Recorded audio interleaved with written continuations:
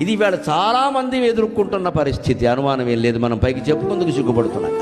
ఇంకా ఎంతకాలం బతకాలరా సంత ఈ సమస్యల్లో, ఈ వలయాల్లో, ఈ కష్టాలు. ఎవ్వడు మాట వినడు. ఈ కుటుంబానికి మనం బాధ్యత వహించాలి. ఏమన్నా అంటే మన అంటారు అందరూ. లోకం తీరది. భర్త తప్పు చేస్తే భర్తనంటారు. చిత్రం ఏమిటంటే భార్య తప్పు చేస్తే కూడా భర్తనంటారు. ఏమంటారో తెలుసా?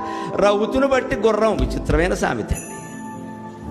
అలాగని ఈ భర్త గారు నిజంగా రౌతులా ప్రవర్తించి ఆవిడ అదుపులో పెట్టేస్తే వెంటనే మహిళా సంఘాల వాళ్ళు వచ్చేస్తారు. వీడి మీద కేసెట్టి. ఆవిడ తప్పు చూడరు. అక్కడ ఆవిడ తప్పు చూడరు.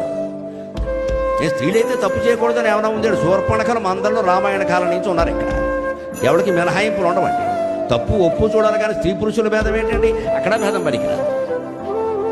గయ్యాళైన మనుషులు చాలామంది ఉన్నారు. మా సాత్వికులైన వాళ్ళు చచ్చిపోతున్నారు పడలేక. తప్పనిసరి కాపురాలు చేస్తున్నారు.